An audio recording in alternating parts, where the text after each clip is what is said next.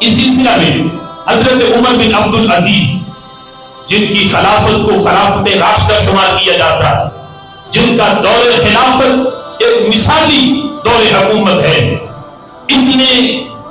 ان کے دور حکومت میں فراوانی تھی، اتنی فراوانی آج کی صورتحال میں یہ نہیں کہ غریب مر رہے ہوں اور حکمران اپنی عیاشیاں کر رہے ہوں، وہاں دور حکومت کے اندر اتنی فراوانی تھی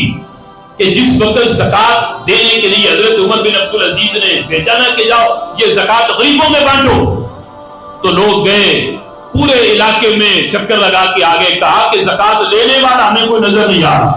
اتنی فراوانی، کہا کہ یعنی آخر میں انہوں نے یہ کہا کہ جب کوئی لینے والا نہیں ہے تو پھر اس یعنی جو زکوٰۃ کا پیسہ ہے اس کا دانے خریدو، اناج خریدو اور خرید کے پہاڑ کی چوٹیوں کے اوپر پرندوں کے لیے، جانوروں کے لیے ڈال دیا جائے۔ یعنی اتنی فراوانی جن کے دور میں، وہاں انہوں نے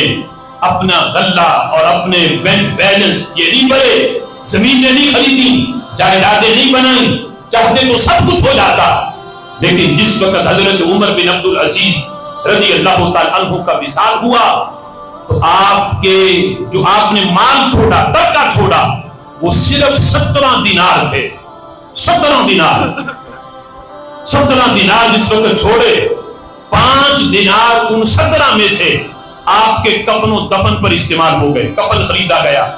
اور یہ سارے معاملات 2 دینار کی قبر کی زمین جہاں قبر بنانی تھی وہاں یا قبر بنانے والوں کو یا قبر کے لیے 2 دینار وہاں خرچ ہوئے، یعنی باقی بچے 10 دینار، اور آپ کے جو بیٹے تھے ان کی تعداد 11 تھی، یعنی 1 دینار بھی کسی ایک بیٹے کو مکمل نہیں ملا، 1 دینار بھی وراثت میں ایک بیٹے کو مکمل نہیں ملا۔ اور دوسری طرف ہشام بن عبد المالک جس وقت بڑا ظالم بادشاہ تھا، جس وقت وہ مرا تو اس نے جو اپنی اولاد چھوڑی اتنا مال چھوڑا کہ ہر بیٹے کو 10 لاکھ دینار ملے، 10 لاکھ، یعنی جس نے رعایا پہ ظلم و ستم کیا ہو، اپنی تجوریاں بڑی ہوں، یہ صورتحال کہ 10 لاکھ دینار ہر بیٹے کو ملے۔ لیکن خلیفہ منصور نے جس وقت حضرت عبد الرحمن قاسم سے کہا نا کہ صورتحال، یہ عبد الرحمن بن قاسم اپنا مشاہدہ بیان کرتے ہیں،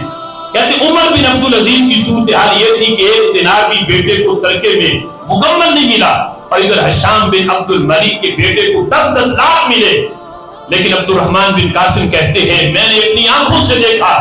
کہ حضرت عمر بن عبد العزیز کا ایک بیٹا ایک دن کے اندر 100 گھوڑے اللہ کے راستے میں صدقہ کیا کرتا تھا،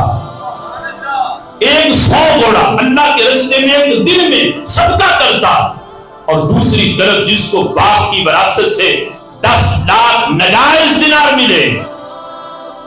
عبد الرحمن بن قاسم کہتے ہیں میں نے ہشام کے بیٹوں کو لوگوں سے صدقہ خیرات لیتے ہوئے دیکھا،